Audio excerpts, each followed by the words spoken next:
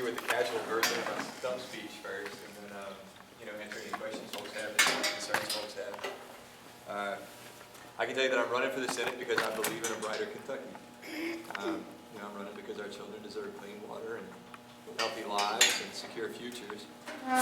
And I'm running because I believe in a nation that values the lives of real people more than we value corporate profits. And I think we need Democratic candidates who can be open-hearted with the public about where we stand and who aren't afraid to truthfully address the challenges we're facing as a Commonwealth.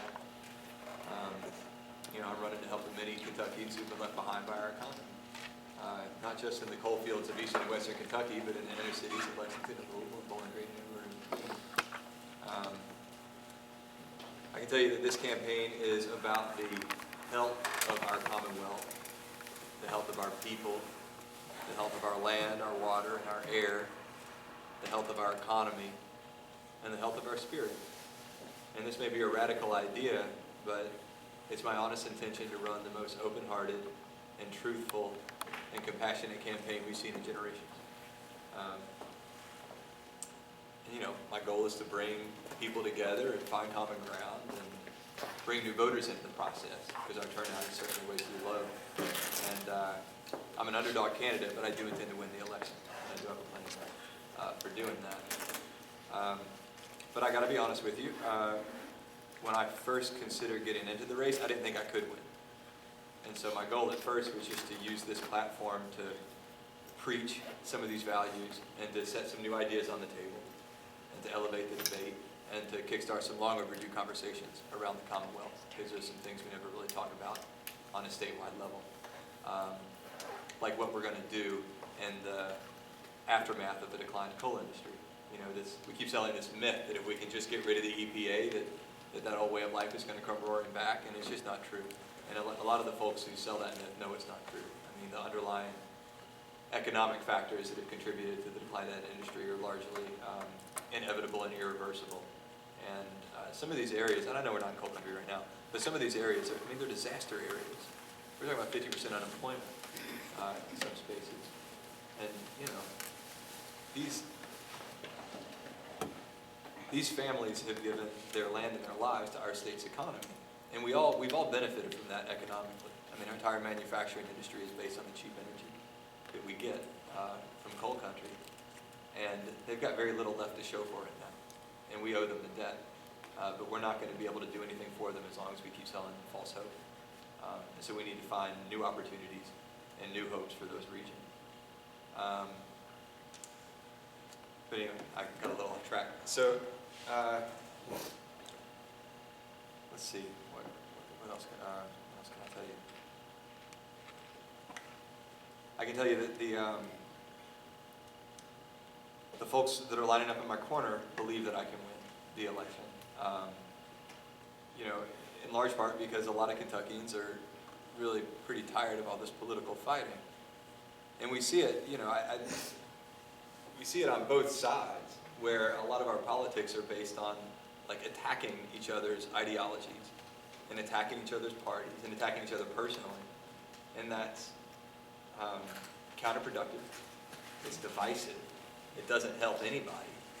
And Kentuckians really deserve better. I mean, and I'm not here to attack anybody personally. I'm not going to attack any of my opponents personally. That's a pledge I've made, not just publicly, but to myself. And I take that very seriously. Because like I said, I'm coming at this with an open heart, and I'm not going to compromise that just to win an election. And I'm not going to attack any conservative principles either, because I share a lot of those principles. I mean, I agree that we need to balance the budget, and that tackling the federal deficit should be a top priority. We owe that to our children and grandchildren as much as we owe it to ourselves. And there's no easy ways to do that. But and it shouldn't be done at the expense of our most vulnerable citizens. But it can be done. I mean, if we set aside all the partisan silliness and actually work together. I mean, there's plenty of waste and abuse in our budget that can be cut out. And we need to end loopholes that allow multi-billion-dollar corporations like Time Warner and GE and Xerox to avoid paying any income taxes at all, because that's just not right. They need to carry their weight. And if we have to raise taxes on the wealthiest among us, then so be it. I mean, we can do that, and our wealthiest friends would still pay less than they did under successful Republican presidents like Dwight D. Eisenhower. And while we're on the economy, we need to decouple the banking industry from the investment industry. And we need to break up the large financial institutions that essentially hold our economy hostage by being too big to fail. And I can tell you that I agree with my likely Republican opponent, with Rand Paul, that we should audit the Federal Reserve. And like a lot of Kentuckians, I have a very healthy libertarian streak. I think our Bill of Rights is a profound document, and that we should we need to respect the upholders of those 10 amendments, including the ones that don't get much attention, like the right to privacy and the right to a fair trial. We shouldn't be giving up an inch of those freedoms and liberties for any reason. And I think these are things that most of us agree on. But this thing we do in politics where we attack each other's parties and attack each other's ideologies, like I said, it's just not productive. And I think one of the things about Kentuckians, a lot of folks share those values, but we also share something else. We share a special kind of hospitality in Kentucky. And everybody who comes in to visit from out of state says so. I mean, I have friends, old college friends, who come to visit, and they ask if they look like somebody in town, because everybody keeps waving to them. And Southern hospitality. it is, and we've got it here strong. And I think we're a caring people. And most of us worship a loving God. And I think most of us want to look out for our neighbors, and we take pride in being a commonwealth. And I'm running as a Democrat, and I'm not ashamed to tell you that along with all of those values, I also have the affectionate and hopeful heart of a liberal. I'm proud to stand up and say that everybody should be treated fairly and with respect and with basic human dignity. And I get angry when children drink polluted water just to benefit somebody else's bottom line, or when executives hold on tight to their own fortunes while their former employees worry about losing their pensions and their health care, or when business owners won't allow their employees to organize just to guarantee a better quality of life for their families. And it saddens me, it hurts my heart when I see real people treated like they're less important just because they're not well off, or because of the color of their skin, or because of their gender, or because of who they love, or because of their faith. I mean, when we pick on each other and fight with each other, that doesn't do any good. But if we can just listen to each other with dignity and respect, then we can disagree on all the things we disagree on. But if we can at least come together and help each other out where we find common ground, then we can all enjoy a brighter future together. And this is how I intend to win. I agree with that, but how are you going to make that happen? Well, so I think a lot of it has to do with, like I said, not just preaching, and I am here to preach. But it's equally important to listen, to understand both sides of any given argument. So rather than demonizing one side or the other, I think it's important to be able to recognize and articulate both sides to make sure that everybody feels heard and understood. And then try to turn that, instead of just shouting past each other, try to turn that into a constructive conversation. And that's some of what I intend to do over the course of this campaign, is to take some of the more divisive issues, because I intend to actually host a couple of debates myself. So take an issue like guns in the Second Amendment and gun control, where passions are really heated on all sides, and it's really hard for folks to even have rational, constructive conversations about it. So one of the things I intend to do during the campaign, and whether or not this helps me win the election, I don't know, but I feel like it can be really productive to actually try to moderate, some discussions, and then as the moderator to try to keep the discussion calm and civil, and focused on the things we can agree on. And we're not going to solve that debate, but I think we can, with a diverse enough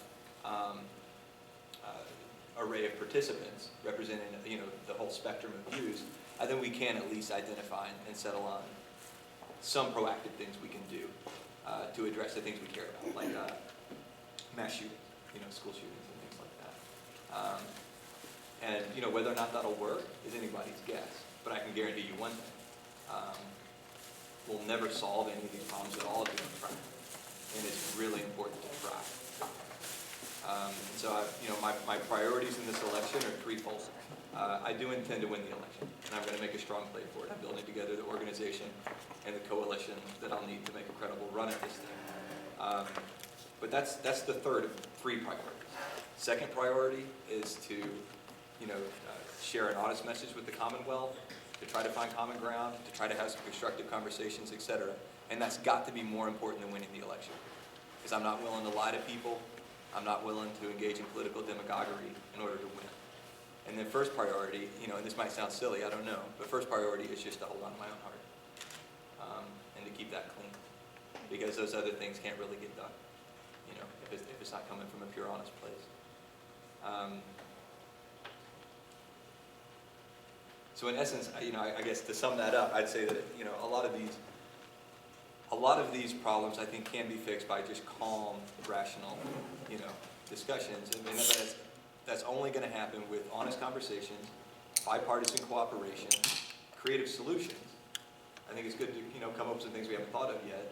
And then it also just takes good old-fashioned hard work. But I have done this before.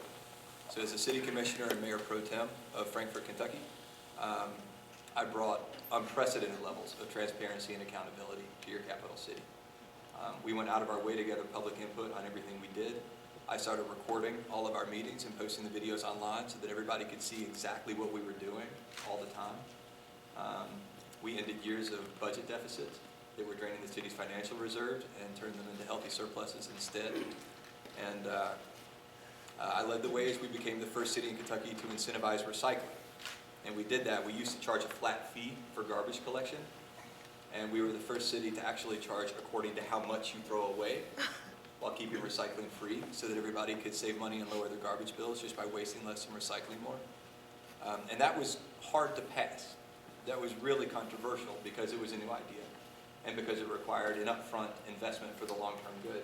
The newspaper didn't like it. A lot of people didn't think it could work. But within just a short while, it was officially rated by the public as one of the most popular programs in the city.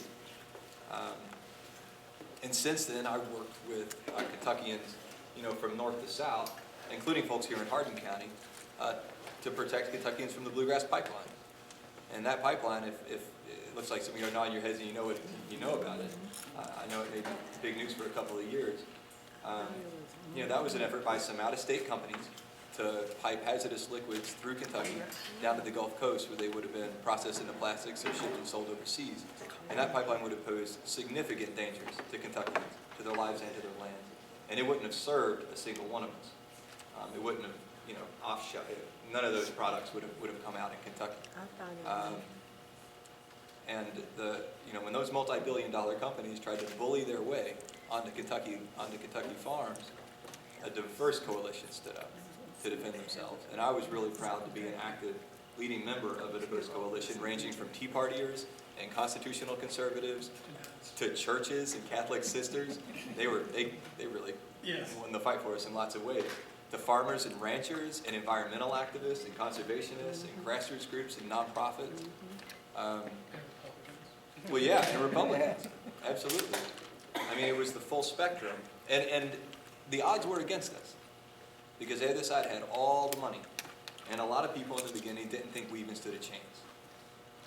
But our cause was just, and we worked together, and we had the truth on our side. And even though the pipeline company spent millions of dollars misrepresenting that issue, we persevered because real people stood up and insisted that their land, their liberty, their health, and their lives were more important than corporate profits, and we won. Even when conventional wisdom and common sense said we didn't stand a chance. And that's what our nation needs right now. That's what Kentucky needs right now. We need to find these new opportunities for our coal communities that have been devastated by the decline of that industry, with relief for out-of-work miners, but also with investments in land reclamation and diversified local economies and solar farms and infrastructure and the good jobs that come along with those investments. And we need to stop wasting our defense budget on vehicles and supplies that we don't need that end up getting scrapped or stacked in storage and start meeting the actual basic mental and healthcare and mental health care needs of the service people to make our armed forces strong. Because when we have stronger people, then we have a stronger military. And we need strong unions to protect the middle class. And we need a minimum wage that can cover the basic costs of living, which was its original intention. because nobody who works 40 hours a week should ever have to choose between heating and groceries. True. We need criminal justice reform and an examination of our for-profit prison industry. We need to recognize that Black lives matter, and that Appalachian lives matter, and that Kentucky lives matter, and that we can all help each other if we all just look out for each other. And our state motto is united we stand, divided we fall. And that's what this campaign is based on. So I would appreciate your votes on May 17th. And I'd appreciate any contributions you can make, whether in terms of time or treasure. And I'll put those to good use getting this message out across the Commonwealth. Like I said, I'm not just here to preach at you. I'll also really like to take any questions you all have and hear any concerns you have about anything I said or about anything that I didn't say. I appreciate your candor in regards to coal. There's going to have to come a time when both parties realize that it's not the energy source that makes price. You have more people in silver than you do in oil. We're down to 7,900 coal miners in the Commonwealth, and there are no more union coal mines in the Commonwealth. How will a candidate like yourself go up against the big political action committees who are going to run the same commercials as they did last year, anti-EPA, anti-Obama? You know, I think you just have to do your best to cut through it with candor. And it's not just a matter of standing up and saying the emperor has no clothes, which is part of the platform. You know, is acknowledging the fact that we could get rid of the EPA tomorrow, which Rand Paul wants to do. We could get rid of the EPA tomorrow, and that wouldn't change the fact that the fracking booms produce so much cheap natural gas that coal's having a hard time competing economically. It wouldn't change the fact that reduced demand from China is making coal less cost effective. It wouldn't change the fact that OPEC's strategic release of their oil reserves, which was done specifically to depress American energy markets, makes coal less cost effective. And it wouldn't change the fact that it's a finite resource. And we've already gotten all the easy stuff, and what's left is getting harder and harder to get to and less cost effective. So we could get rid of the EPA tomorrow, none of those factors would change, and we'd all be drinking poison water faster than you could say Flint, Michigan. But it's not just a matter of pointing out those realities. It's like I said, it's a matter of actually offering new opportunities and new hopes, because that's really, at the end of the day, what I think a lot of people are looking for. And they're not looking for a handout. They're not looking for somebody to come in on a white horse and save them. The case I'm trying to make is that they've earned this. They've sacrificed their land. They've sacrificed their lives. They have very little left to show for it, and we owe them a debt. And I'm putting together what I feel is a really comprehensive and positive platform of policy positions that I think would be a real benefit to those areas, and I think they deserve it. You had a question? On one of the many nights, staying awake with my husband, the coal industry evidently isn't really dying out.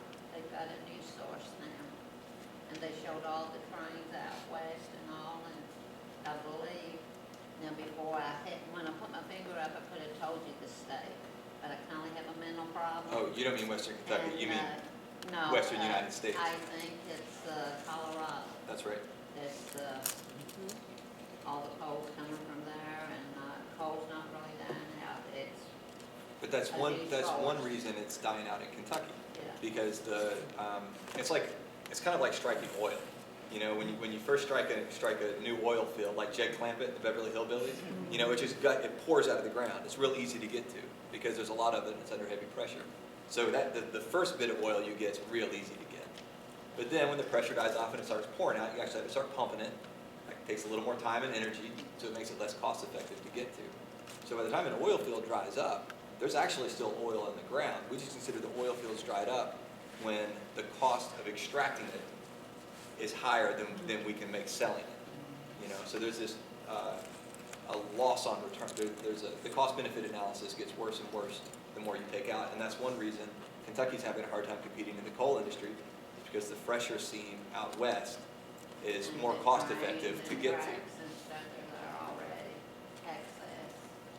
Right, and we have plenty of rail infrastructure here, but right, the Kentucky coal's never going to be as lucrative as it used to be, and the industry's not going away entirely anytime soon, but we do need to have some alternatives in place for those local economies. Shoot. Well, a friend here just mentioned the alternative fuels. And one of the things I mean, it didn't go anywhere, but one of the things that I proposed was that for all these coal operators who were so anti-Obama, I was out in eastern Kentucky, eastern Ohio during the second presidential run. And I heard all of these commercials. That was the only place I heard those commercials. Didn't hear any of it over here. But they were bashing the president. He's killing coal and all this other stuff. You know, McConnell was on there, you know, giving his spiel. And, you know, as you said, it's not really as lucrative now because one thing that I found out, I have family who work coal mines in other states. And a lot of the people that he worked with are Kentucky coal miners. That's where a lot of them went. And those are union jobs. And they're making six figures down there. And, you know, when you look back at Kentucky with no union coal jobs now, coal operators having to go into the mines themselves now, which also tells you how costly it's become. It seemed to me it would make more sense for the mining operators to go solar or to go wind, start building those fields out there in eastern Kentucky so that you have these jobs, because you still need people to maintain those fields. So that's another stream of income for people out there. And I think any candidate that I want to support for U.S. Senate have to address that, or has to address that, and talk about, you know, other ways for those operators to make money, you know, versus what they've been doing, because, you know, really, you know, it doesn't, the coal that comes out of those mines in Kentucky no longer fuel our power plants here in Kentucky. That coal goes overseas. So, and that's something else they don't mention. That, you know, they talk about the cheap electricity and all that. That coal comes from out of state. Because you also have these coal fields up in Ohio that are making a lot of money now. And like you said, other states. And so, you know, if somebody can convince those operators to maybe look at alternative methods that can actually help that region, you know, I'll definitely support that person. And the coal fields are really ripe for solar, because first of all, it's one of the fastest growing industries in the United States right now. And those are legitimately good jobs. And it's not just the installation, it's the maintenance of solar farms. And strip mine sites in particular are really ripe for that, because that land, it's not really good for anything after we're done with it. It's not even good agricultural land. And it doesn't have a canopy, there's not lots of trees, so it collects plenty of sunlight. So there is good opportunity there, you know, in terms of solar. And there's also good opportunity in terms of land reclamation, in terms of actually working to make the land viable again. And not to mention that, but I mean, you know, and I know it's kind of you know, a classic government job creator, but the infrastructure in these areas is also just crumbling, and it needs work too, and there's good jobs in that as well. So no, I absolutely agree. I think the time is ripe to get some of those options on the table. And that's one of the reasons I get frustrated with the folks who keep peddling this myth that we can just slay the dragon, slay the EPA, and everything's going to come roaring back, because that conversation denies these new opportunities. It kind of cynically plays on people's very legitimate fears and desperations in order to earn their votes without offering them any opportunities or hopes. But I think there's a lot of hope in those areas, like you said. Any other questions? I can talk all night. What did you do previously? What's your background? Oh, sure. So other than serving, you know, in local office in Frankfort, I have a small video production company. Most recently, I produced a documentary about the Bluegrass Pipeline fight called The End of the Line, that kind of follows that whole grassroots movement. And I was filming the documentary throughout the whole process in hopes that we would win. And I always believed that we would. I was really counting on it, in fact, because I didn't have a better title in mind. I would have been disappointed if we lost and I had to get rid of that title. And since I finished that movie, I'm not even working on another project right now. I also do small, like video work for nonprofits, etc.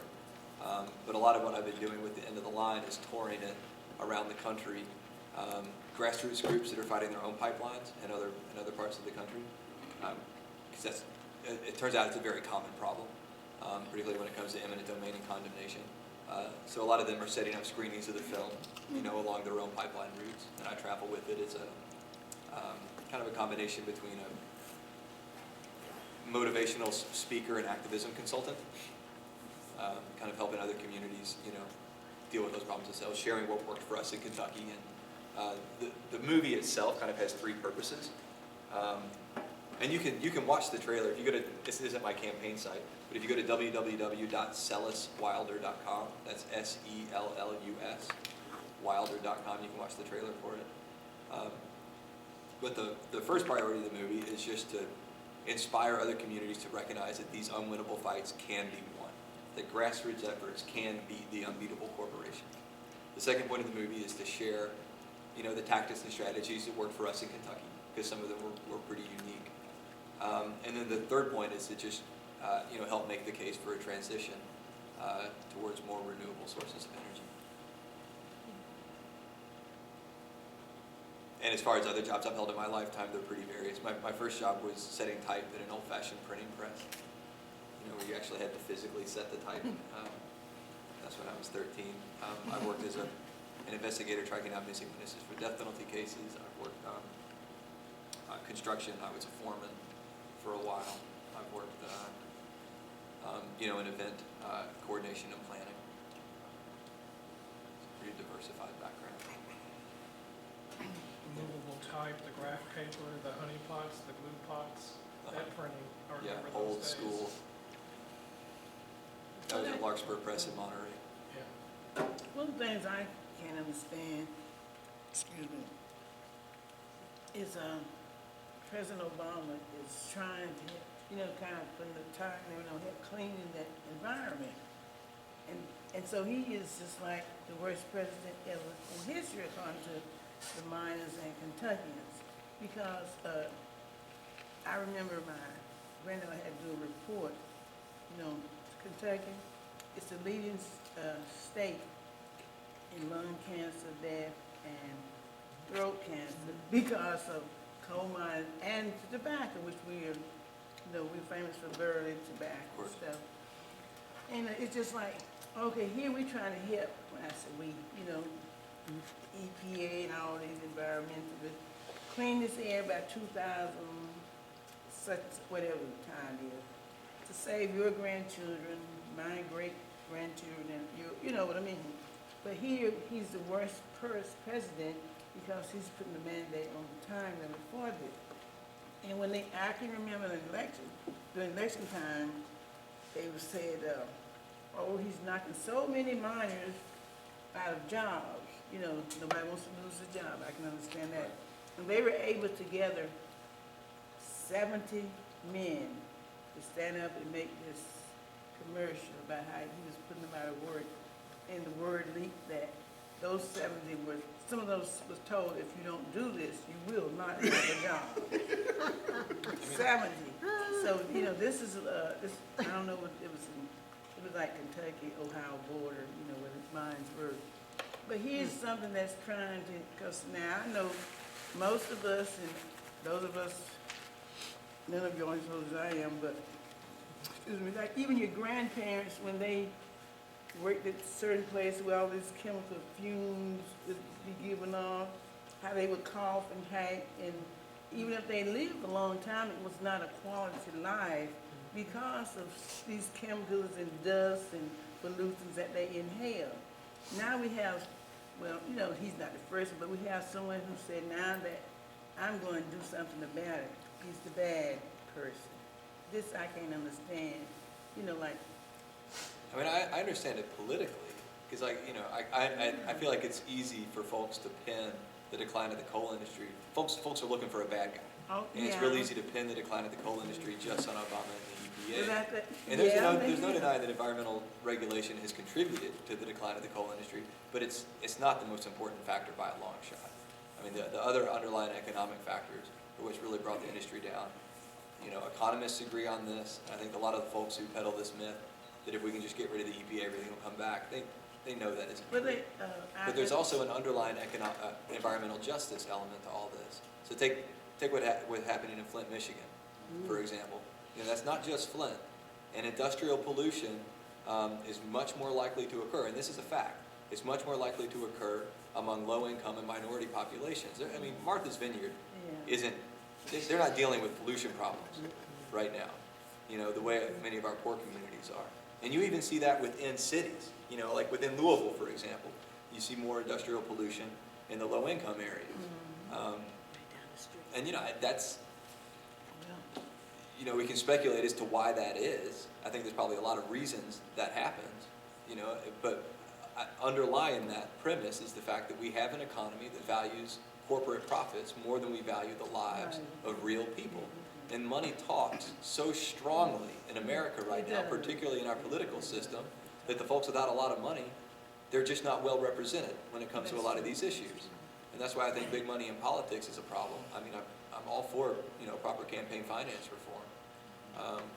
But it's, a lot of these issues, you know, unfortunately, a lot of things do boil down to money at the end of the day. And that's something I always understood as an investigator even, you know. And I know it's a cliche, but if you want to find out what's going on somewhere, follow the money. You know, 'cause I remember years ago, when they wanted to build, I call it this, you know, this place there, this radioactive material somewhere near this place between here and Louisville, West Point? West Point, and how people had to really, really fight to keep it from happening. You know, like, you know, they made a movie about it in another state where the people were dying, and the big companies were saying it's not the blame, and they found out eventually that it was the result of these radioactive particles killing all these people, polluting the water and the soil and everything. Because once these radioactive particles get involved in the soil, you know, you don't get rid of them because the half-life goes on and on and on. But, you know, it doesn't take a rocket scientist to understand that if something's gonna destroy the immediate area now, it's gonna spread if the sources are still there and the company keep doing more and more what it's done. But, and if you don't have anybody to fight for it, you know, and I guess the president is the wrong person to fight for it if he wants to succeed, you know, but, Well, you know, I'm not here to attack any parties, but I'm not, But having said that, I'm just you know, talking about I am disappointed by just some of the purely partisan opposition we've seen to the president. So just take what's going on with the Supreme Court right now. I mean, this debate over whether or not he has the right to appoint a Supreme Court justice. I mean, he doesn't just have the right to do it; he has a responsibility per the Constitution. And Congress has a responsibility to approve or deny that appointment based on the nominee's merits. And so this thing that Mitch McConnell's doing, where he's just outright rejecting any appointment because he doesn't like the nominator, that's not just irresponsible, that's unconstitutional. It's unprecedented. But that's why I talk so much about how all the, you know, we need to stop letting partisan differences decide where we stand on one issue versus another. And that's why it's really important to acknowledge when we agree with each other and to work with each other, at least work with each other where we agree with each other. And, you know, if it. But that's becoming very rare in modern politics. And even the ones that are running, the six, they feel like all six of them are gonna win. They want to wait till the next president as if, when I'm president, I'm gonna say who's gonna be it. You know, it's kind of dumb. These are our leaders, and what's gonna happen to our young people, you know, the next generation, or this generation, who wants to go into politics? They're gonna say, man, if you don't play dirty, you can't win. This, you know, Well, no, yeah, and it's that- sad. we'll see. It's so sad. We're going to the dogs as far as values, moral values are concerned. When our leaders get up there, only time I had respect for Mitch McConnell when he was running against Allison Ryan, and in the beginning, when they were neck and neck, he talked a good talk. He almost convinced me. he talked, he was like, he talked about how people were persecuting his wife because she was, this agent, and how people was doing this and we shouldn't do this, and like, hey, that man's on it. As soon as he pulled out, she fell down, and He he did was it up to here. everybody else. Huh? He did it to everybody You know what I'm else. saying? Well, he was like, maybe he is okay. Like, to me, because I'm a Democrat, and I do check values when I vote, though. But, and I would say, maybe he's not as bad as people are saying. I really, because I was listening to the things that he was saying, and he was stirring, and I say, but then he did the flip over me. And, I but will now say he- this, and I know now we've got he's another gone- candidate Now here. he's crazy. I don't want to No, monopolize I'm the time, but I will say this. And I really believe this. If you want to understand where somebody's values are and what they believe, we aren't necessarily what we say we believe. We don't necessarily believe what we say we believe. Just look at We don't me. even necessarily believe what we believe we believe. Our beliefs are reflected first and foremost in our actions. Right. That's how you see where people actually stand on things. I'll just On the Supreme Court, real quick, you too, Ron, if it's a 4-4 split, doesn't the lower court stand? Yes. Yes. So in a way, that's sort of some of our advantages. Politically, the Republicans are at a real disadvantage over having a 4-4 Trying to stay split on tactful. the court. Yeah.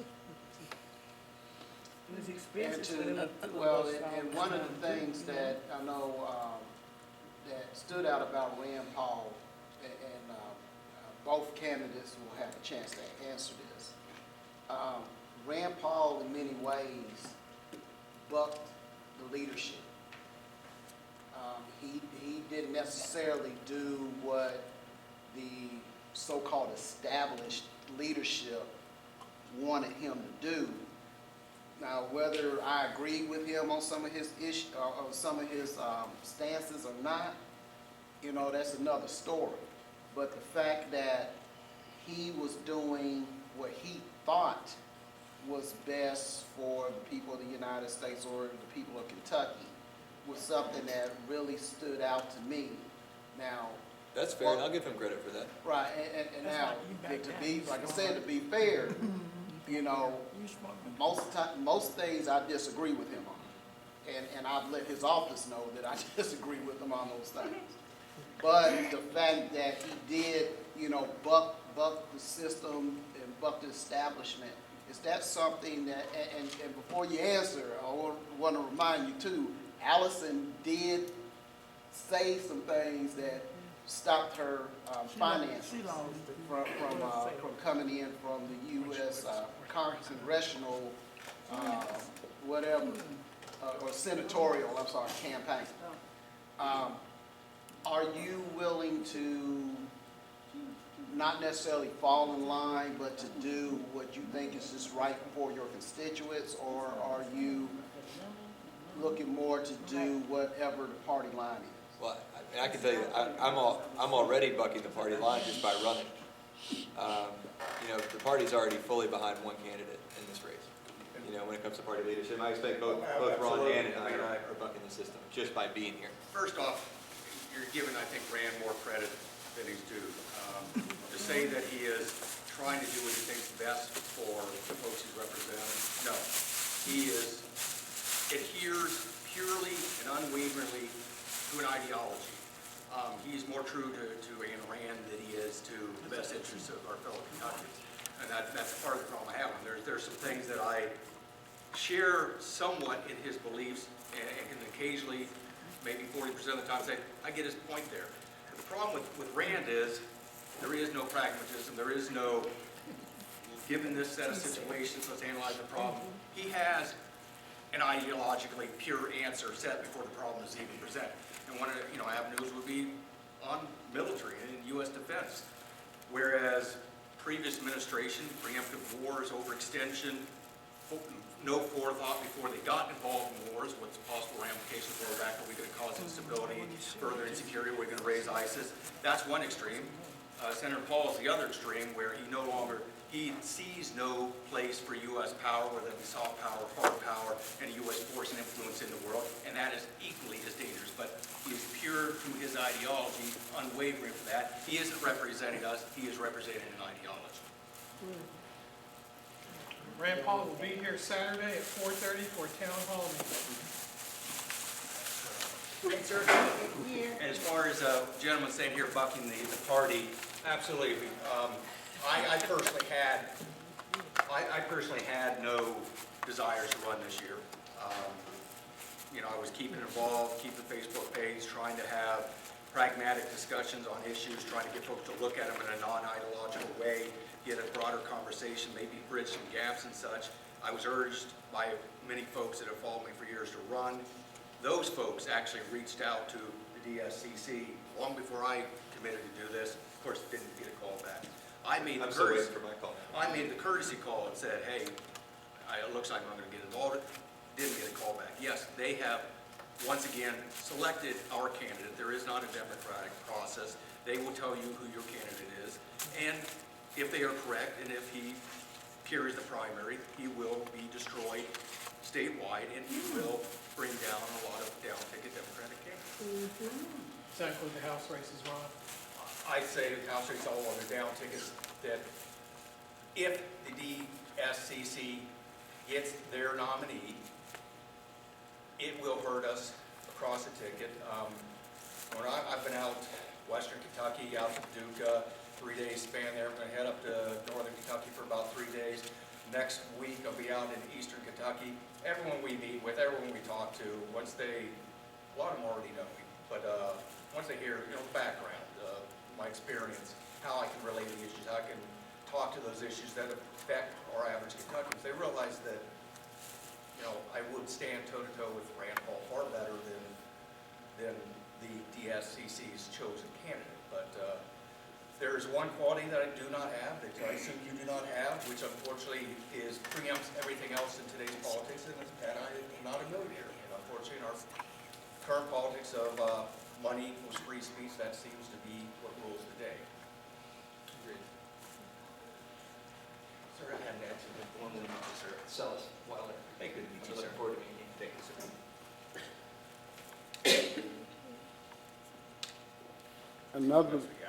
Another question that we need to ask is, in light of our new governor's budget,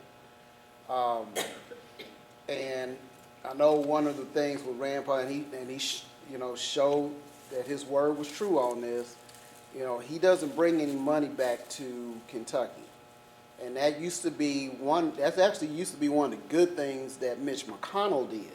And he doesn't bring back as much as he used to either now, because of, and I assume because of Rand Paul. Due to the problems that we have here in Kentucky,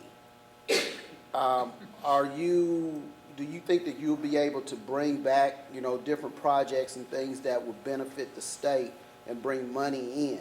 Because one of the things that did come out recently was with the governor's proposal of shutting down KYNet, that there's a lot of unused money that's going to have to go back to Washington, D.C. Right.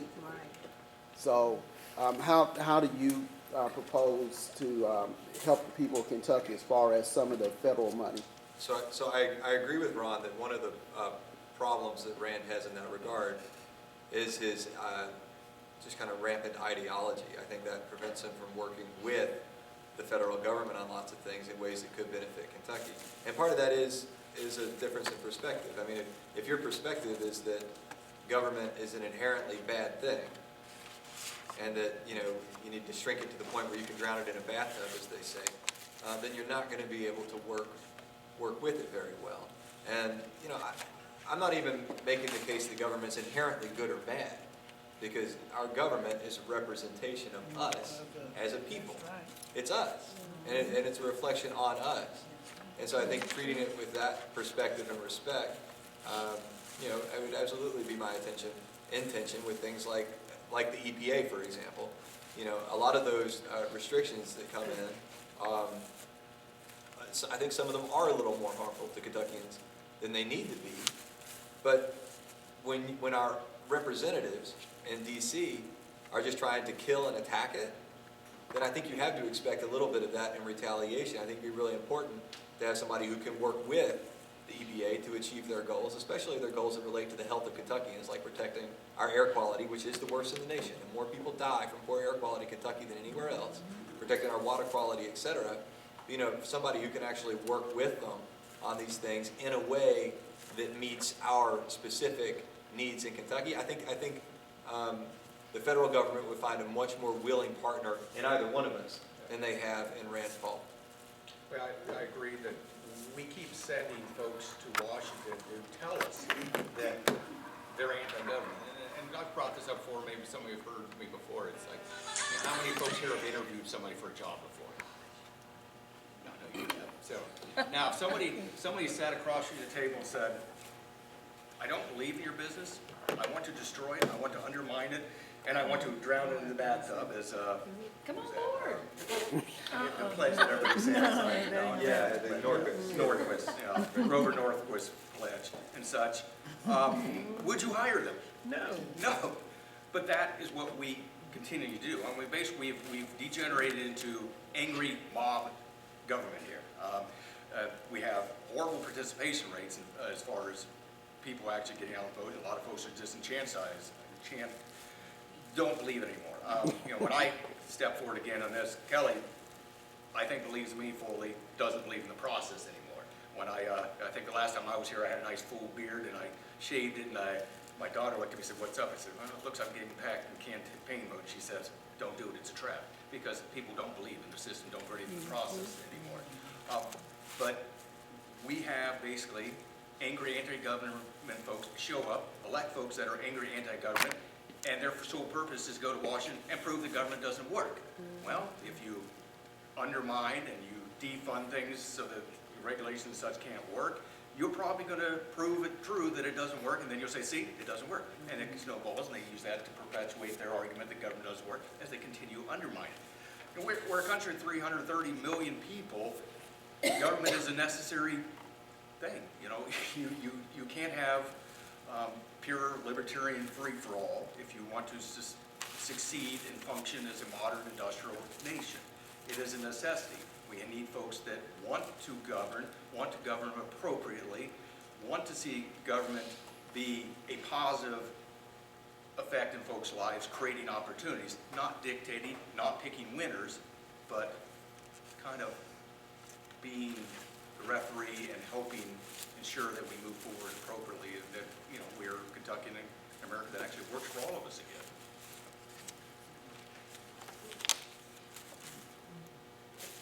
I agree with what both of you are saying.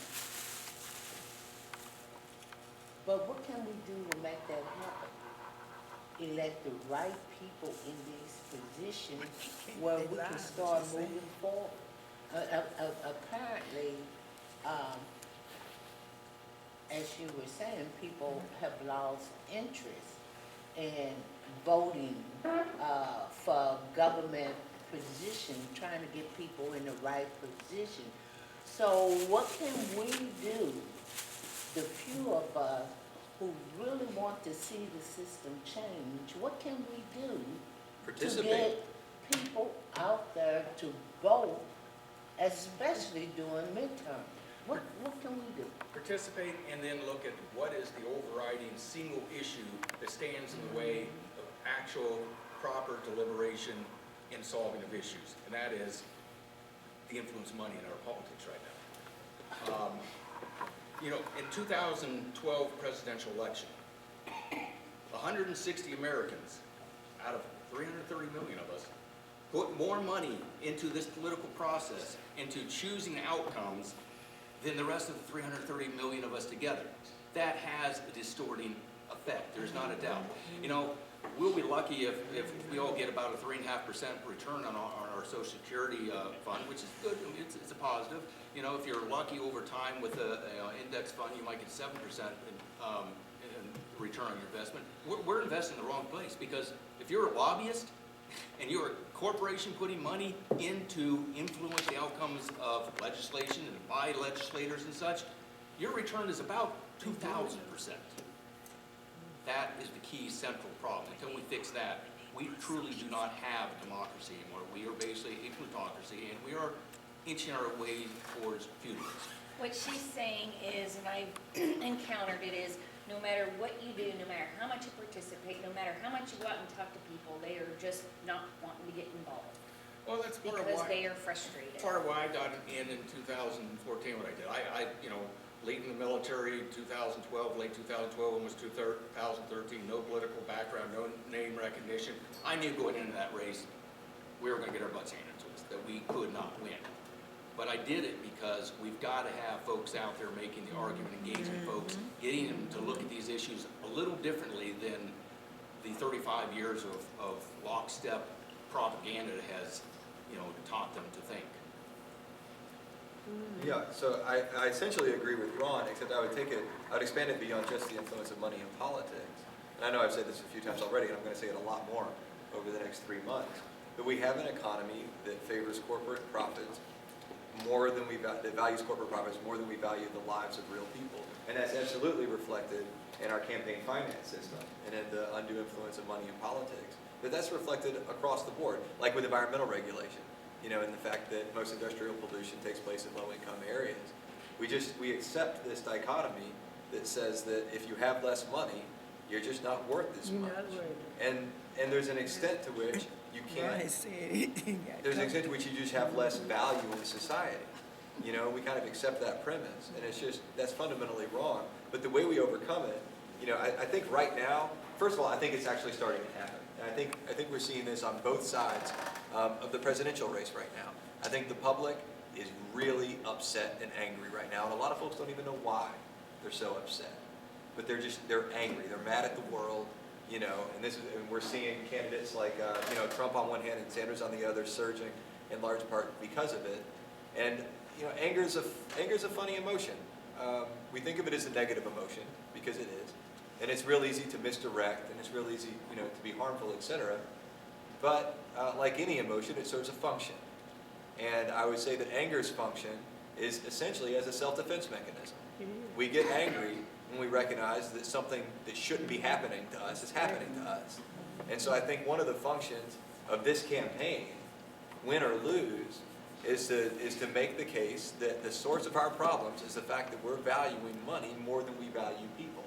And I think if we can direct that national anger, which is legitimate, and it's not going to go anywhere until it gets directed at the proper source. So I think the first step is to identify the proper source of our collective anger and to direct people's attention towards that. And that's one of the functions of this campaign. That's the main reason I decided to get into the race in the first place. But I'll note, and like I said, at the beginning of my talk, one of my goals here is to bring new voters into the process. And one reason voter turnout in Kentucky is so low is because by we, I mean Democrats, we're running in the Democratic primary, but we keep giving folks statewide candidates who don't represent their values. We keep competing with the Republican Party to see who can be the most Republican.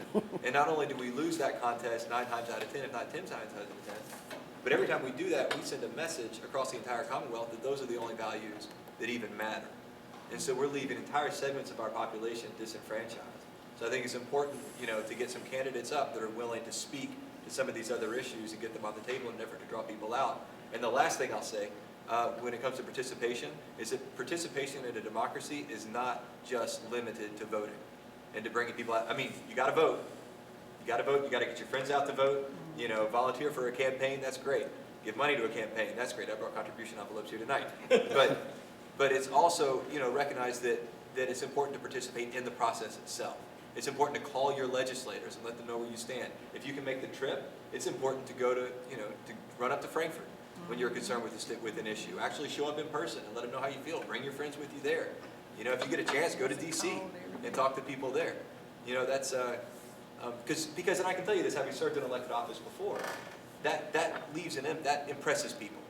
And folks assume that you're not just representing yourself. They assume if you show up in person, they assume that you're speaking for hundreds of other people sometimes. So it's important to not just vote. It's important to engage the process throughout.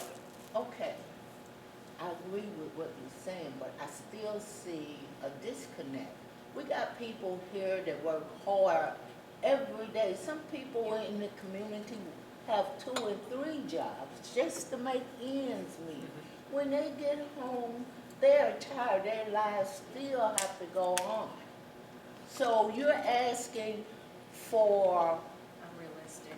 yeah, people who are barely surviving to make contribution to a cause that they have no hope, Confidence in. confidence in. And I That's- absolutely hear what you're saying. That's why it's Yeah. incumbent upon us as candidates to offer them, to not just, offer political one-liners and, to attack each other personally or politically or anything like that. That's why it's really important for us to offer people actual, real solutions. So one of the solutions there, for example, is to raise the minimum wage to be an actual living wage, And that isn't, I'm not saying we need to do that so that people can get more engaged in the political process.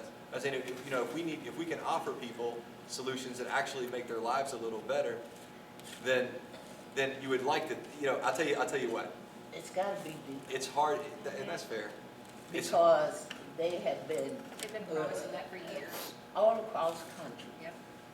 But you It's still still have- happening. And still, we have only a few states who decide to go ahead and give their workers a livable wage. California, $15 an hour.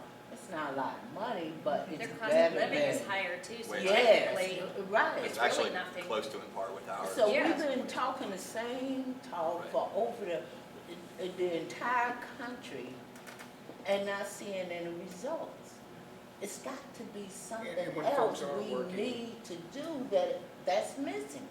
We work more hours for falling wages for the last 30 years than any other first world industrial nation. When you've got folks living paycheck to paycheck, they only have time to catch the bumper sticker, tweak their anger, validate their anger type of politics. It's hard for them to understand. It's part of why we have to be involved, we have to inform, we have to get folks to understand issues deeper. I get the occasional, almost Facebook troll folks, but as long as they're somewhat respectful, I will message them, say, here's my number, call me. And there's been quite a few that once I sit there and talk to them for 30 minutes or so, they're like, I've never thought of it, I've never heard that, I'm gonna check this out. And that's hard to do. Last Women's Network meeting you had, I think it was Senator Parrott put out the number that you guys can actually call the legislature. Did you all get that? You leave your voicemail? You all got it, right? 800-372-7181, right? You know, that's part of it. They do generate those little green tickets. They get enough of those, say, hey, there's a trend here, or this seems to be an important issue. Make the call, get involved. Again, part of it is the politics is the partisanship. I don't know if you all saw an article I did a month or so ago that actually showed that back in 1980, the most left-leaning Republican was on our chart here, the most right-leaning Democrat, and there was about a 40% overlap. Come to now, in our legislature, I'm referring to U.S. legislature, there's a gap between. Parallel. And part of that is really the current media we have. Yes. When I was young, when you were young, and a couple others of our age, where did we get our news? Dan Rather, Walter Cronkite, and whoever was on ABC. Probably we were Walter Cronkite and CBS News. Now, as a nation, we all tuned in, and we watched Walter Cronkite deliver, this is what happened in Washington, in the world, or whatever today. And we And it- trusted. And we trusted, the most trusted man in America. It wasn't spin, it wasn't this side or that. The only time he ever did a commentary was when he came back after the Tet Offensive from Vietnam, and he made a point of saying, I'm taking off my anchor hat, this is a commentary. Only time. Other than that, it was news. Now, as a nation, we all watched the same news. We may have a different idea from our politics of how we got there and what the path is out, but at least we could agree on what reality was and have a common discussion. Now it's, if you are on the left, you can be nothing but MSNBC and Rachel Maddow, and I love her to death, but I know where she's coming from and I know the spin, or you can be Fox News, whatever there, and we can't even agree as a nation on what reality is. That's a big part of the problem. Well, I would underscore that and say that part of the problem there, and I know it all ties back to the same thing, and I say it over and over again, is corporate consolidation in the media. Nope. And it's the fact that money became more important than truth at some point. Was it 60% or 60 corporations own 90% of the media in this Virtually country? all of it, yeah, virtually all of it. And they're not even what you think of as media companies. That includes like Disney, GE, News Corp, Fox News, et cetera. But one of the problems there is that whereas the news used to take its responsibility to educate the public very seriously, it's now very corporate and profit driven. And It's so entertainment it's now. more about entertainment, exactly. It's about driving ratings up, et cetera. Yep. And unfortunately, we have to take some responsibility for that as a society, Because we watch it. because they're giving us what we want, and, to some extent. Oh, I don't. But then we just, Understand well, that. yeah, right. I mean, I don't watch it either. Yeah.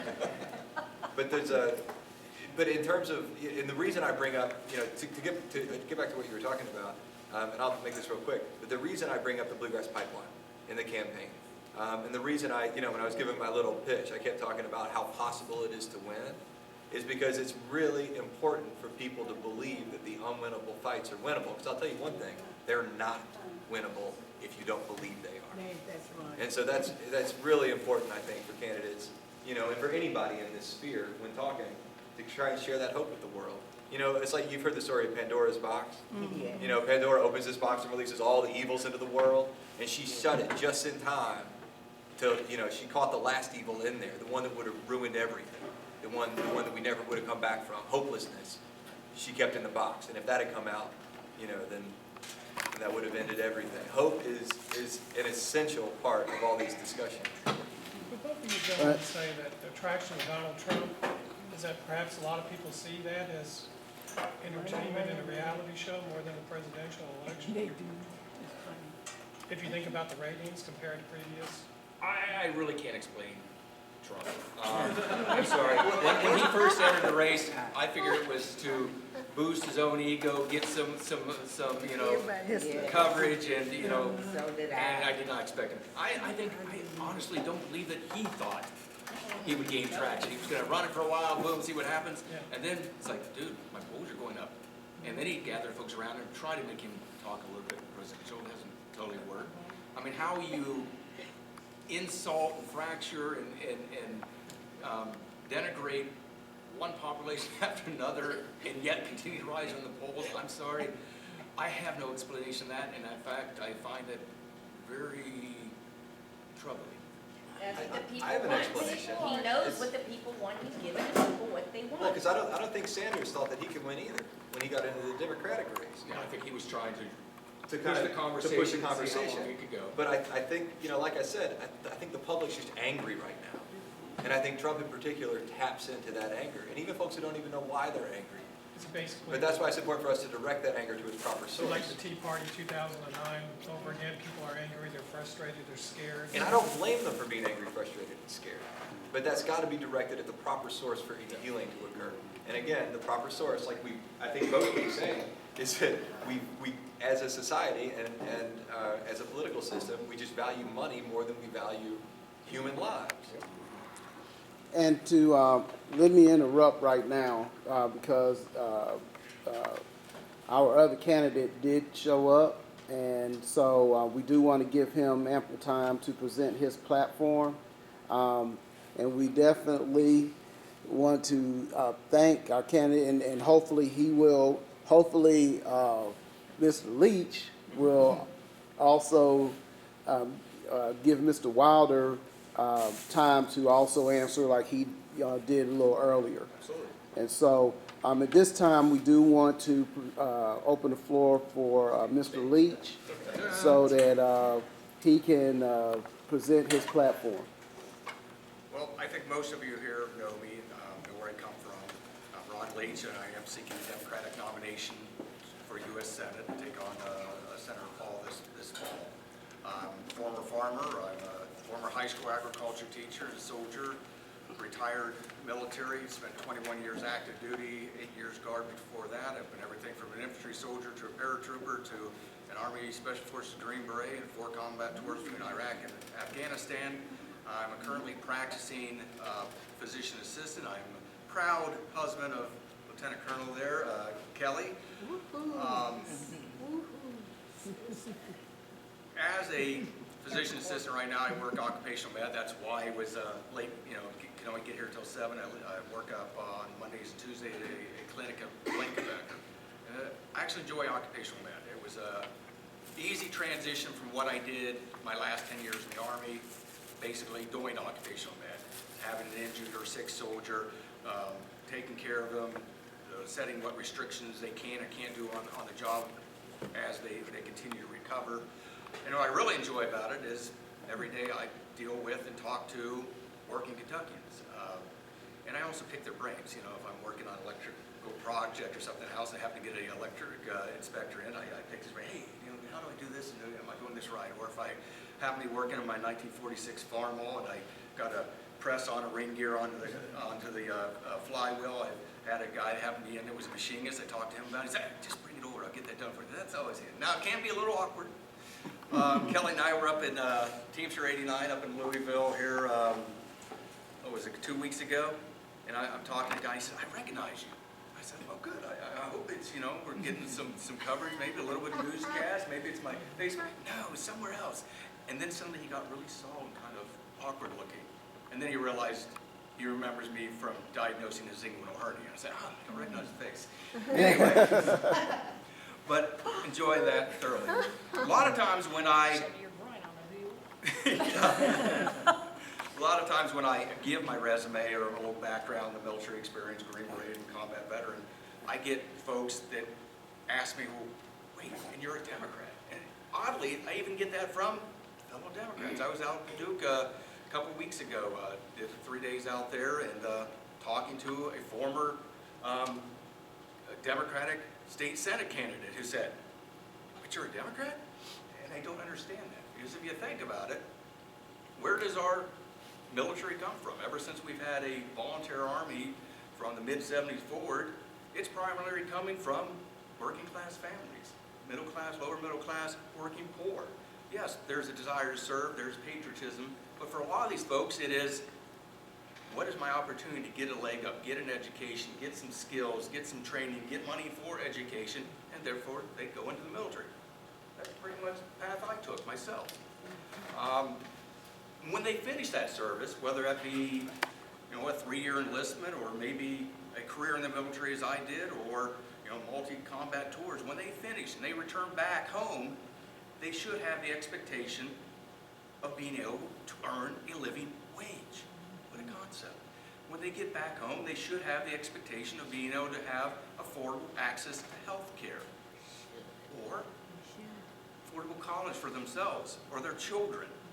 Those are democratic issues. Yes, I am a combat vet and a Democrat, and there is no contradiction. In fact, it's very appropriate that I am. When I was an Army Special Forces Green Beret, our motto was De Oppresso Liber, liberator of the oppressed. I'm sorry, I think the other side's motto would be hail to the plutocrats and down with everyone else, winner take all. I'm sorry. Again, that is, in my mind, more in line with democratic values. As a soldier, and as with our Marines and our Navy personnel, everyone within the U.S. military, we have a solemn oath amongst ourselves that we leave no one behind. Again, that's more in line with democratic values. The idea of e pluribus unum, which was our founding motto, of many, one, that we are stronger as one, that everybody has the opportunity to succeed, not picking and choosing winners and losers, and not pulling someone out beyond their own efforts, but giving them the opportunity to succeed. Those are democratic values. There is no contradiction. Now, as our rival, our opponent that we both like to face off with, Mr. Paul, stepped out of the race here a couple weeks ago. And once again, heard him talk about how he is backed by the Freedom Caucus. And I just trying to ponder, what is it that he sees as freedom? And I guess his idea of freedom is the freedom to buy elections, the freedom for a few millionaires and billionaires to dictate outcomes of elections, you know, in line with his mentor's mantra of money equals free speech. It seems to be the kind of freedom that they see. Maybe the freedom to crush collective bargaining, suppress wages, get rid of prevailing wage, because somehow they seem to think that more Americans sliding out of the middle class and into poverty will make us a stronger nation. I don't see that as freedom. I don't see that a single mother working 40, 50, 60 hours a week, still living paycheck to paycheck, trying just to get by. I don't think she has a great sense of freedom or liberty. I don't think the family that is one transmission failure or major injury away from being behind on their mortgage or their rent and possibly soon to be homeless feels freedom or liberty. I guess I'd look back at a different kind of freedom coalition. Let's go back 52 years ago, great March on Washington, where we all recall Martin Luther King's speech, "I Have a Dream." The name of that march was the March for Freedom and Jobs, jobs with dignity, or today what we would call a living wage. They're inseparable. You need jobs and dignity and to earn a living wage to fully exercise your freedoms and your liberty within this nation or any nation. When we devalue more and more of our fellow Americans and more of our fellow Americans are left behind, there is less freedom, less liberty, and more, basically, plutocracy. My main core beliefs, and what I summarize in a 20 or 30 second, everywhere I go, is a simple idea that we need leaders and not looters in Washington. The idea that we need folks who are actually going there to serve, going there to make government work. The idea that we need a Kentucky in America that works for all of us again, instead of just a dwindling few billionaires, millionaires. And the idea of functional government, as we talked about earlier. In 130 million population nation, you do need government. You need a functional government. And if your only purpose is to undermine, destroy government, I'm sorry, we will all lose in the end. As I walked in, you were talking a little bit about the partisanship and the divide and such, and I got to reflect back the whole idea that we're going to be labeled left, and they're going to be labeled right. I'm sorry, I don't really understand the left or right or the red or blue. I guess I kind of think that maybe what we need to be concerned about is what is right for working Americans and the folks that in our current economy in this nation over the last 30 years have been left behind. Thank you very much. There's a question. Yes. You said something that brought something to my mind. We need to send people to Washington that's going to work for. I remember this question was asked of Mitch McConnell when President Obama won. He said, he repeated, he said, my primary mission is to make sure he is a one-term president. Right. Now, it was this within is a- about 2 days of the nomination, or He said his this. sworn in. How did that work out for him? I mean, like, Well, he did his best to he try. said And nationwide. the only way that you make a president a one-term president is make him a failed president. The only way you make him a failed president is make a failed nation. So for political purposes, he They did everything strove they to did. undermine, block, and impede for purely political purposes. And here we go again. I mean, I don't think that Justice Scalia's body was probably even warm or cool yet before they were delayed. There will be no confirmation of a new Anybody U.S. ain't saying, nobody. Nobody That is pure nominated. politics. I actually, Joe Gert called me and asked me that today, and I said, In he says, due time.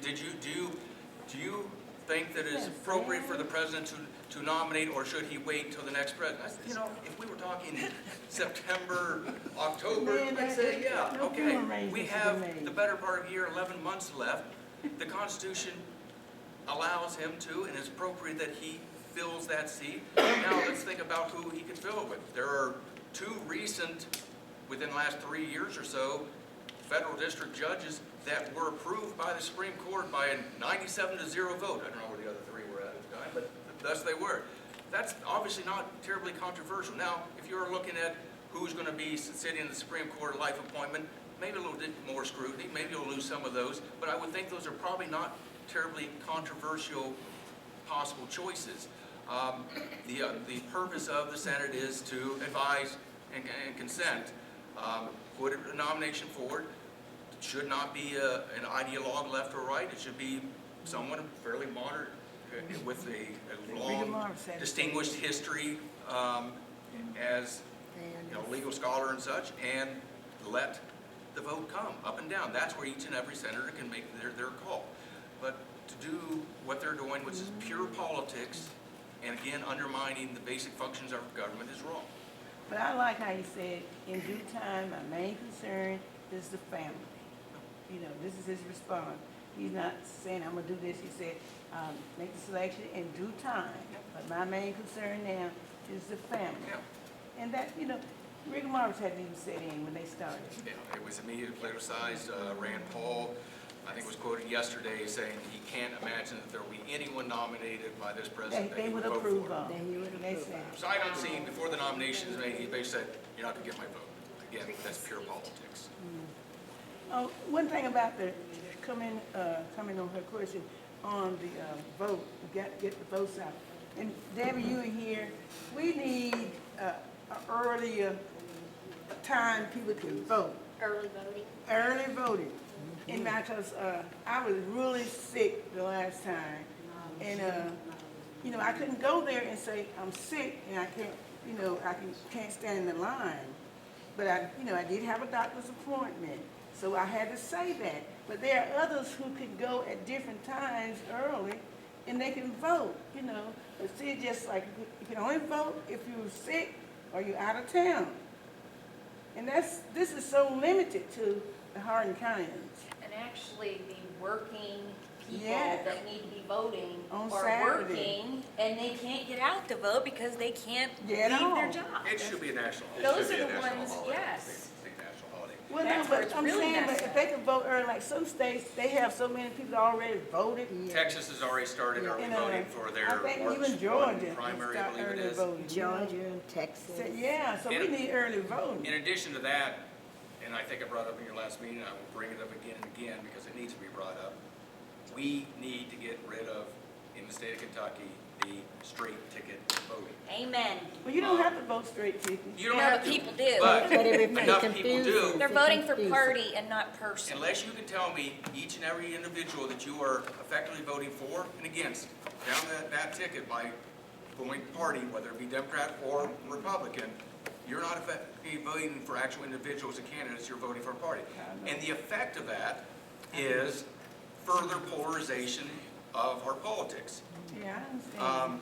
I would say probably Jimmy Lee, had there not been straight ticket voting back in 2014, enough folks that, about 1 out of 3 that did straight Republican, gone down and said, I know Jimmy. Jimmy's been around a while, Jimmy's decent, would have crossed over, probably would have maintained. I will bet you that Adam Edlin would have probably maintained as auditor if it wasn't boom, and I'm not even gonna look down the list. And it probably goes the other way up in, Jefferson County and Fayette County, the other extreme effect. And what we're getting out of that is further polarization, further divide, and that needs to end. There's only 10 states that allow that, and we're one of them. It needs to end. Well, I remember when Debbie was campaigning, that was one of the things that she said. She said, we need to get rid of this straight ticket voting. And I remember that. Yeah, early voting.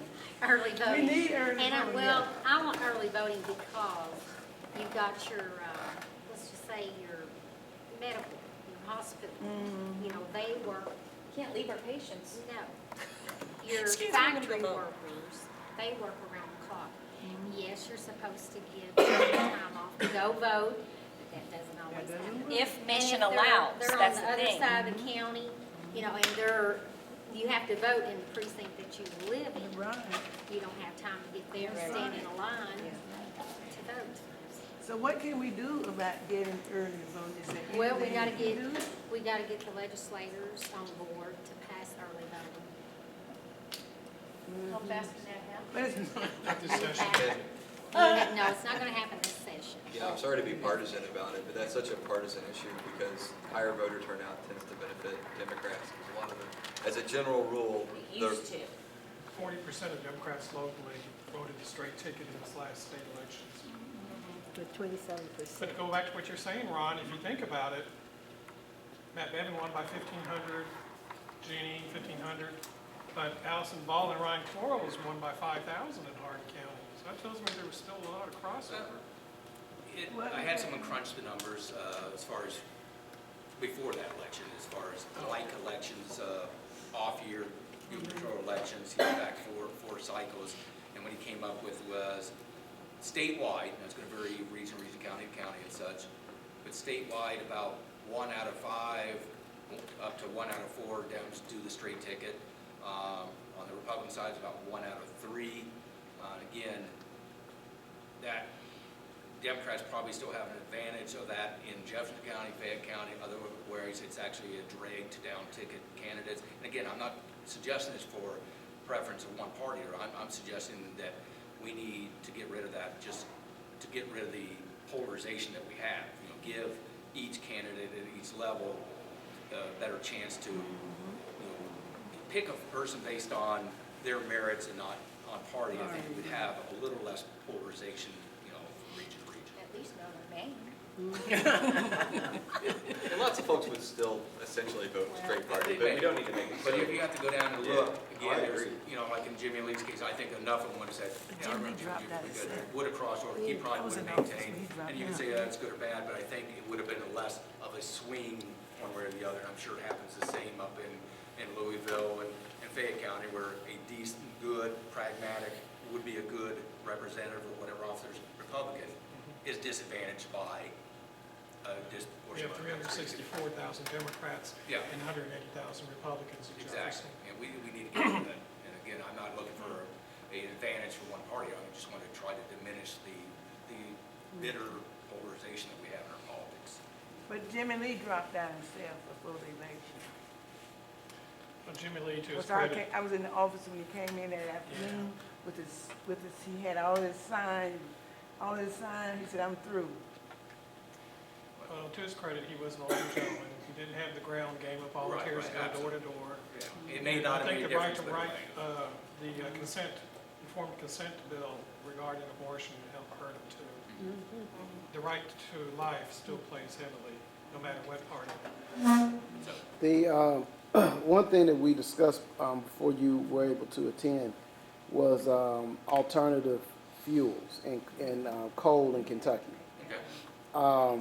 And one of the things that I said was I had proposed higher up. I doubt anybody even really looked at it or listened to what I was saying, but that out in coal country, especially with us having more abandoned mines, which is inherent with coal, and as the candidate also said that, with the strip mining, when those fields are done, they're pretty much done. Those seem ripe for things like wind and solar. And yet, we had the operators conducting the campaigns against President Obama when he ran the second time, against Allison Grimes, and they are the primary ones that keep holding on to this where, this is hurting coal, that's hurting coal, coal. And one thing, last time when you ran for U.S. Representative, Yes, sir. you I think you were probably the only one around the state that stepped away from the coal talk, and you talked about other things such as the downsizing, the bracks for Fort Knox, things that happen in this region. For instance, we used to have a strong naval ordnance station up in Louisville that employed thousands of people, and all of that went away while Mitch McConnell was sitting up there in the Senate. And so, So what you want me to address, the coal side or the abandonment well- or not? I can go either direction. Well, first I do want you to address the alternative fuels, because I think that should be something that the We have operators to look be at. actually honest on coal, and it's not an honest discussion. How many folks here know that we actually import coal from other states into Kentucky to run our power plants? They should know that tonight, because I said that earlier. Okay. You took my thunder. But this is a reality. So even if you just look at the coal market that exists, we're not competitive. It costs 2.5 times as much to extract what is left of coal out in eastern Kentucky. The easy to harvest seams and stuff are already gone. Western Kentucky is still a little bit more competitive, but still not as competitive as some of the far western U.S. coal fields and such. Add to that the breakthroughs, but questionable. We have to worry about the environmental side of it. But it is what it is right now. Fracking has given us a glut of natural gas, which is multifold cheaper right now than coal-fired. Add to that the fact that when you do have power plants as backup to renewables, solar, wind, and such, you need a power plant that can ramp up and ramp down easier, more quickly. Gas does that easier than coal. Throw in the fact that renewable energies such as solar and wind are reaching a price break point that even without government subsidies, they are now competitive. We have to be honest. Any politician that tells you that we are going to somehow regain all of the thousands and thousands of coal jobs that have been dwindling since the 70s here in Kentucky, have definitely been dwindling for the whole course of Mitch McConnell's reign while he is yelled for war on coal. They're lying to you. It's not going to happen. Are you familiar with Secretary Clinton's proposal for investments into Appalachia? Right. Something like $32 billion. We have to look at the families and generations of Eastern Kentucky that have really given their lives to this nation to fuel the great industry of this nation. They cannot be left to be collateral damage. We need to invest back in them, into those regions. I find it interesting that war on coal, yet over $500 billion of coal in today's value has been extracted from eastern Kentucky, yet the 5th U.S. Congressional District is the poorest U.S. Congressional District in the nation. Coal has made some folks wealthy and has left much of Kentucky as collateral damage, and it's time to move on beyond and look at what is next. 73% of the people in the 5th district are dependent on government assistance. Yet they vote. Yet they vote for the anti-government candidates. Yes. As far as Fort Knox, But that's because we, as statewide candidates, often fail to give them legitimate alternatives. And oftentimes our statewide candidates kind of play into the same rhetoric that our Republican opponents do. So I'm not trying to fault the folks in the 5th district who vote against their best interests. I fault us as a party, and I fault our statewide candidates for failing to give them legitimate, viable, aspirational alternatives. I'll fault us as a party, as a national party. The national party, when there's 435 U.S. House races every 2 years, they are focusing on about 30, 35. When you give to the DNC and the DCCC, don't expect any of that money to actually come back here to Kentucky and help any of us. They've written us off, and I think that is a mistake. I think Howard Dean's idea that we have to compete everywhere is the way we need to do it. Had we gotten a little help in 2014, probably wouldn't have been enough to turn that election. But you know what? It would have been enough to make it a fight, get a debate, maybe force our opponent to actually show up to the debates that were being hosted by Senator College, the debates that were going to be hosted by Western Kentucky University, the debates we were going to do right here, and the debates we were going to do out in Owensboro instead of Hyde. Maybe he wouldn't have been able just to funnel all of his $2 million and something in corporate PAC contributions to the National Party and other parties. He would have had to stand up and fight, and it would have helped us nationally, and we need to approach it that way. So I will fault the party for how we play this. This young lady had something to say, honey. Yes, ma'am. Oh, that's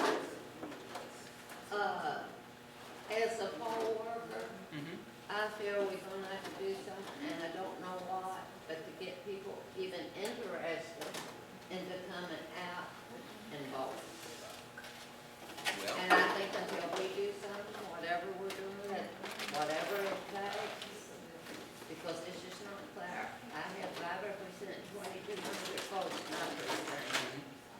And they come out and they vote good, but yet, for a 12-hour day, when they say early voting, It's a 14-hour day, and even the people at the courthouse even longer. But I don't know what we're doing, but Democrats are voting for Republicans. Oh, yeah. So I mean, you see until that we with- find out what's wrong, until we find out how we gonna get these younger people, we can sit here and talk every night of the month. And I just can't see it happening right now. Oh, we gotta get our message out, and again, I see the shift in the media.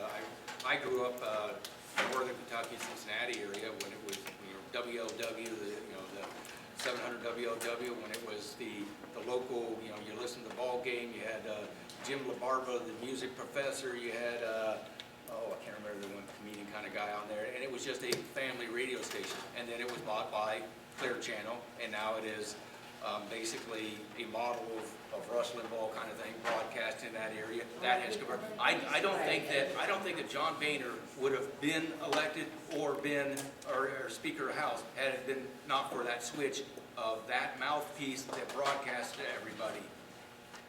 We're having trouble getting our message out. Well, it's also easier said than done, but gerrymandering is a big problem. We allow Congress to draw their own congressional districts. And like Rand Paul, he came in here, people from Bowling Green, now I don't know the last 3 or 4 years, because I put family first. But when he first came into Kentucky, my sources say they could go by there anytime, any minute, hour of the day, that he wasn't having the medical office, that there were different cars there each and every day.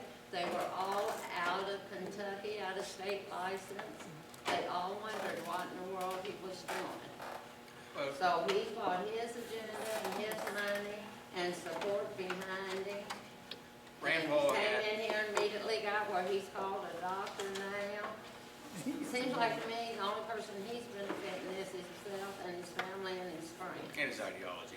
Rand Paul hit the perfect storm when he ran. It was 2010, it was an off year. It was probably the apex of the Tea Party movement, anger and such. People don't show up to vote on off-year elections. The zealots do show up to vote. He had the network of his dad's 3 bits for president to do those money bomb things. He had a perfect storm. He doesn't have that this year. I think we'll have a much more competitive top ticket race, no matter who is nominated either side. It'll be a year where hopefully Dems will come out. I think his shtick is getting a little tiring to folks, and I think he is vulnerable. That's again why I stepped up. I did as most folks were doing, watching as the hour ticked and we were getting closer and closer to the filing deadline, and I saw no one step forward. I wouldn't be doing this if Adam Edelman had stepped forward. I mean, he was a strong And he was candidate. supposed to be the He guy was for the party. pushed by MSNBC already. He's a great speaker. He would have been a great candidate. I wouldn't be doing this if former Governor Brashear had stepped forward, which had been rumored at some point, or Pritt Llewellyn. But what I saw was nobody stepping forward. What really pushed me over the edge was an article, an interview. Just honest, it was, you'll know who I'm talking about, by the Courier Journal, where he was quoted as saying he was waiting for bluer skies before he ran again. Bluer skies, where I come from, it's lead, fall, or get out of the way. We don't wait for bluer skies. As leaders, we're supposed to make those bluer skies. For the last 30 years, for most Kentuckians and Americans, it's been gathering storms, and the forecast isn't much better unless we get folks up there to actually represent them and fight for them. We may not win every battle. I may not win this battle this time. I knew going into 2014 that my chances were slim to none. But if we step forward and we fight every battle and we push for issues that really are going to change the lives of working families, for our veterans, and for the long-term betterment of this nation, we will eventually prevail. But we have to be willing to step forward every time. I mean, this is, me stepping forward and doing this certainly isn't to my benefit. I'm turning down shifts that I would have worked otherwise. It's costing me, but it's a battle that we have to fight. And I'll add to that by saying that Rand Paul, I think, is more vulnerable than a lot of people even realize right now. Because I know that the calculation that a lot of the kind of obvious major Democratic contenders made was that it would diminish themselves too much to get into what looked like an unwinnable election. And a lot of that thought was based on what happened in November, where the Democratic Party really got shellacked at the polls. And that's when Edelin lost in an upset. And I think that's... Which I think if it wasn't for straight ticket, he would have lost. And that may be. Yep.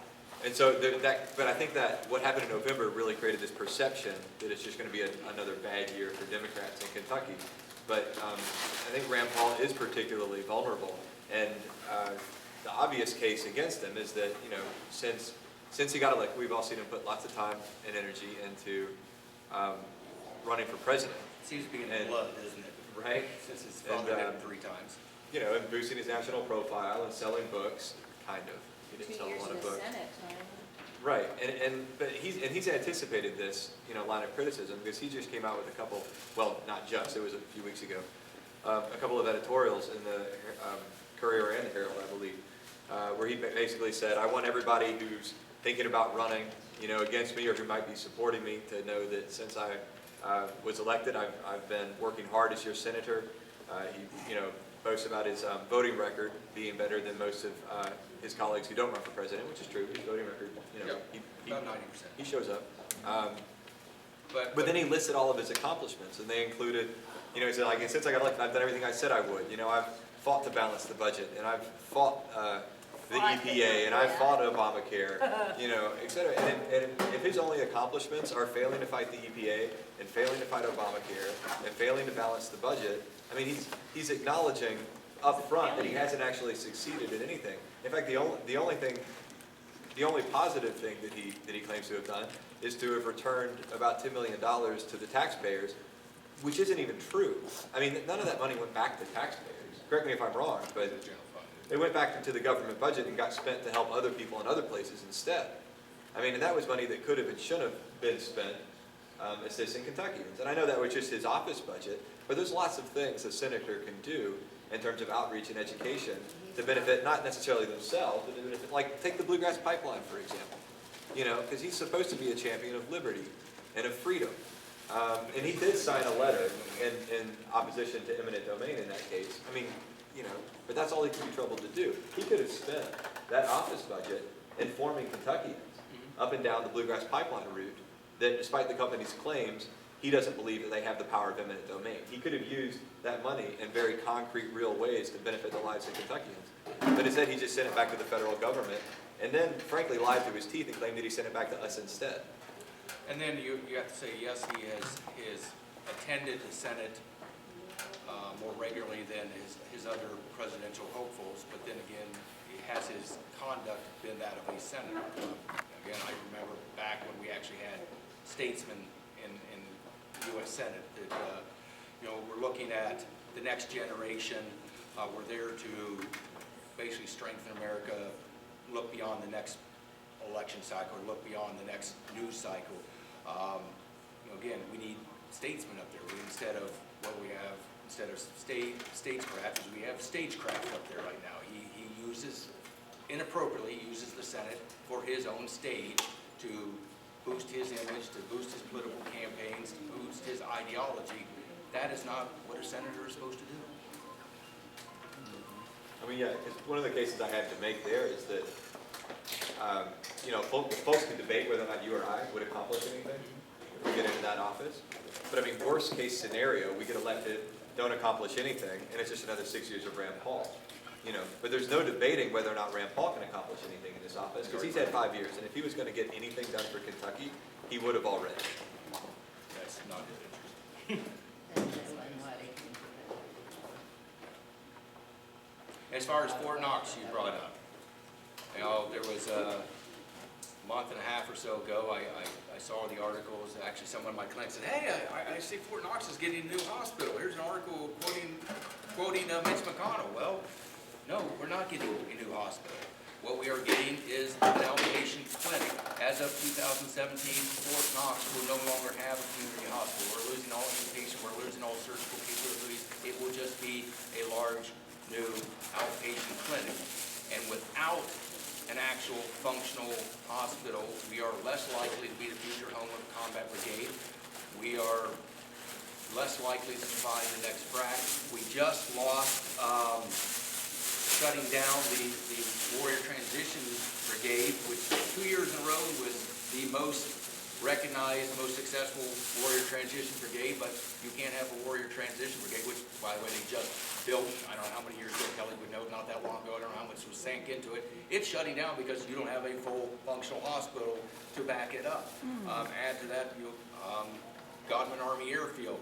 If you want to have a future combat brigade there, you've got to be able to bring in heavy lift aircraft, C-5, C-17s that can land there, go wheels up 72 hours of the brigade. It isn't equipped to handle that. Mitch McConnell sure was patting himself in the back and bragging about the new medical facility he brought to Fort Knox that he got into the funding, but he has failed to be honest with folks to tell them that he actually failed. We are losing our hospital, and it is putting us in a bad position going forward. It was 4 years ago, it was 45 million. Okay. Well, then you got the combat brigade that I retired out. It was $500 million that they spent on infrastructure for that. 2006-07 time frame. I don't know what it costs to PCS move, permanent change of station, an entire brigade of personnel and their families to bring them up there, build all the infrastructure, the hundreds of millions in Fort Knox, then build in capacity to handle those families and expanded child care and schooling and such. Look at the new housing that was built. Look at the surrounding communities that built housing and hotels and expanded businesses based on that brigade that was disbanded in 2013. I'm sorry, that is amazingly fiscally irresponsible. Compare that to the half a billion that the Department of Logistics spent on transport planes in Afghanistan. 20 transport planes, and then all but I guess 2 of them got scrapped within the first year, and the scrap was sold for $32,000. And then you've got the MRAPs and the V-Haul armored vehicles that we transitioned to over there. That there was a state-of-the-art facility built in Kandahar to service, repair, get those things back out there. Now its full function has been the last couple of years to dismantle, to destroy those. I don't know what they cost each. Probably $500,000 each. We built in Helmand Province the most expensive Marine Command Center in the world, never occupied. It's probably the world's most expensive poppy warehouse right now. I look back in the 2012 election where I think it was Rand Paul was that I'm going to increase military spending by 4.5%, just an arbitrary number. Oh, boy, he's good on military. Well, how about we make wise strategic investments in our military rather than just spend more? We have by far the strongest, most capable, most professional military the world has ever seen, bar none. If you were, and I certainly would advocate for this, but if you were to cut U.S. military defense spending by 75%, we would still be the largest, most expensive military in the world. We need to be sensible and logical how we spend and where we involve our troops. When we have the solemn decision of whether we commit U.S. forces, there's probably not a more important decision we can make. And right now, we have fewer folks in Congress and in the Senate with any military experience that we've had since before World War II. And typically, they go basically whichever way the political winds blow rather than asking the appropriate questions. Is this a clear, concise, achievable military mission? Is this an appropriate use of military forces?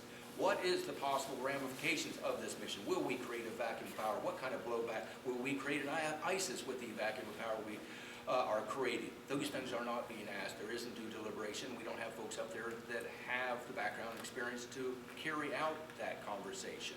And we need folks up there that can. Or the courage to fight against the prevailing political. Exactly. There was it's not just sense, it's courage. going into us going to the Iraq War.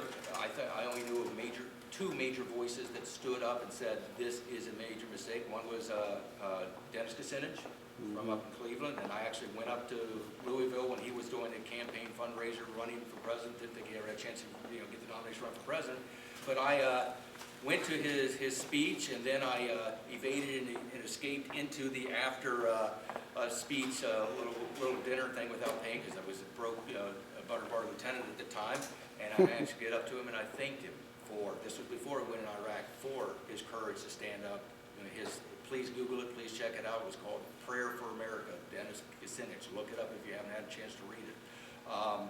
And then he ended up talking to me for about a half hour while the folks that paid to get in there were standing in line. But and the other one was on the Senate side was Senator Byrd. A few folks did have the courage. You had General Shinseki, who, when he was brought forth to testify his thoughts on going into Iraq, was brutally honest and said, well, if you're going to do this, you're going to need 300,000 troops to secure, otherwise you're going to have chaos and create a vacuum of power. He was thanked for that by having his retirement announced shortly after. They went in with a undersized force, and there was a vacuum of power. There was no protection of infrastructure. Weapons and shells were gathered up by insurgents, which I faced and others faced downrange. And then you had Donald Rumsfeld with his, well, we go to war with the army we have, not the army we want. And I remember hearing those words as I was crossing from Kuwait into my first tour in Iraq with a IBA individual body armor with no plates in it because there were none available, with 20 rounds of ammunition for a 9mm pistol only fished out of an amnesty bin, riding up to link up with the 82nd Airborne in soft-skinned Humvees. Well, yes, you go to war with the army you have, not the one you want, if you have an imminent threat and danger to the U.S. and must act, but not when it's a war of choice and the wrong war. I'll say, I was in college at the time, when that, during 9/11, and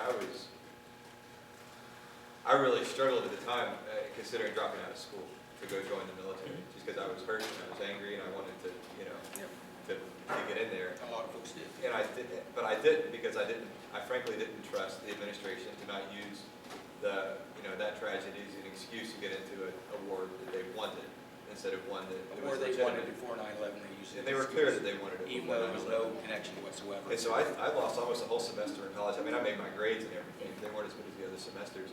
Organizing caravans. I was in Wisconsin, organizing caravans to Washington, D.C. to go protest it, the war. And that was with the understanding that we were clearly going to go and the protests weren't going to, stop. But the idea at least was that it at least seemed important for the rest of the world to see that we as a nation were all behind this, that there were people that recognized that this was a bad idea. And, even as a college student, I thought it was really important to stand up and add, our collective voices to that conversation. My point being that the frustration I had with our political leaders at the time and the folks in the Senate, and obviously the executive branch that pushed for that war, was that it seemed that a lot of folks were just bending with the political winds. And those were literally life and death decisions for lots of people. And that was just absolutely amoral. But not to life make or death for decisions. most anybody they know or any No, not for the family people members they or- knew, yes. but lots of people died as a result of that, as a result of those decisions. And to make decisions that result in the loss of human life, just because it's the easy thing to do politically, you've got no business making decisions if that's the basis on which you're going to make them. Well, is there My any way son was this up could here, be okay. put out to the public? They're saying we're over time, we got to cut. Remember, Senator Rand Paul will be here Saturday at 4:30 for I'm community not town going to hall. troll his town hall. What I'm saying, is there So, any way well, that information did- can be put out to the public? Just We so you can do check want out my to- website and learn a little bit more about that platform. And we do want to thank